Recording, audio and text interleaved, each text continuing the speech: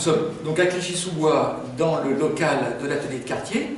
C'est ici que se déroulent les activités toute la semaine, avec d'abord un rendez-vous quasi hebdomadaire avec un groupe d'habitants pour une initiation au bricolage. Le thème change chaque semaine. On va par exemple faire une initiation à la pose de carrelage ou de faïence.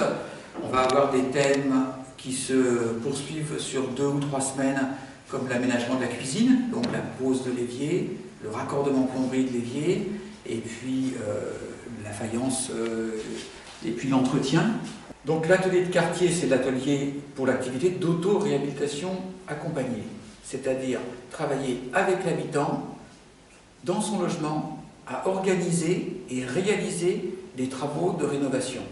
Ça peut être des travaux de petit entretien locatif, embellissement, l'entretien courant de la plomberie de salle de bain et de cuisine, la petite quincaillerie, menuiserie. Ça peut être des travaux de plus grande ampleur. Donc un chantier en autoréhabilitation accompagnée, c'est une opération qui dure quelques semaines. Le plus souvent, le chantier proprement dit dure entre 2 et 4 semaines.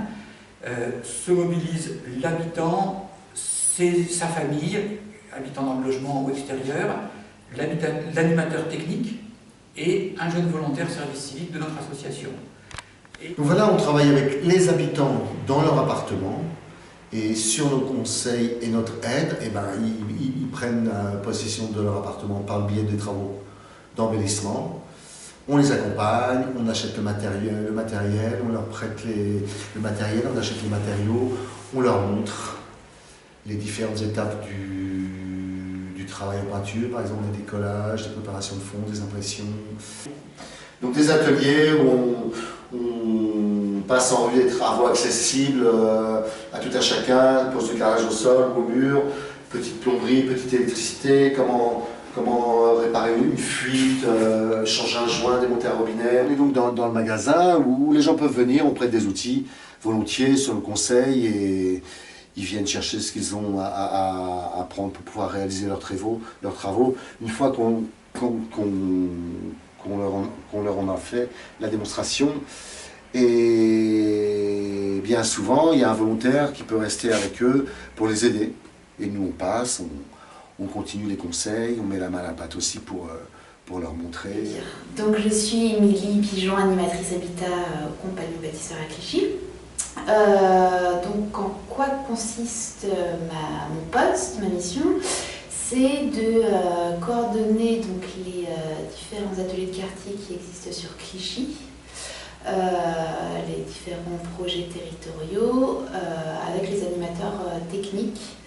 Donc ça va être faire un suivi des familles d'un point de vue social et puis également tout le réseau partenarial, donc avec les différentes associations, avec la ville de Clichy-sous-Bois, etc., les différents services de la ville, et également tout le volet mobilisation des habitants sur nos actions.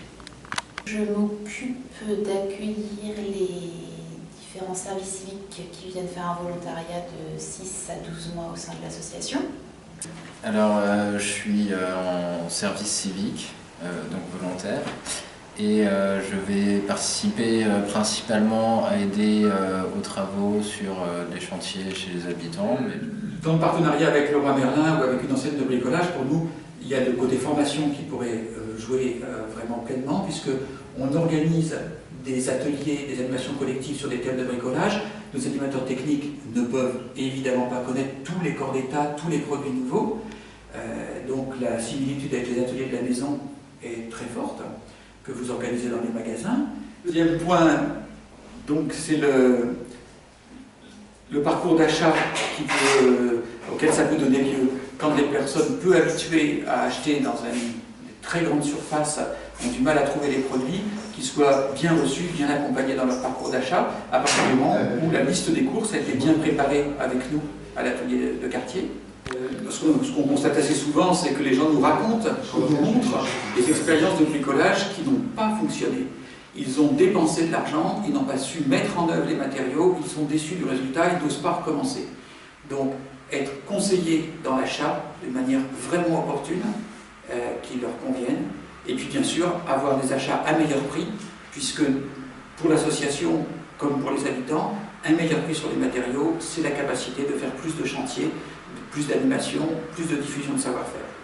Beaucoup de gens sont dépassés par l'idée de faire les travaux, mais une fois qu'ils ont mis la main à la pâte, ils s'aperçoivent que c'est pas si difficile que ça. C'est assez gratifiant parce qu'il y a un résultat immédiat, on voit.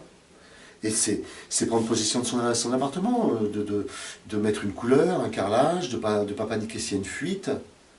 Donc c'est quand même mieux habiter, mieux aborder l'habitat, même si on n'est pas très très riche. On peut vivre sainement dans un habitat correct.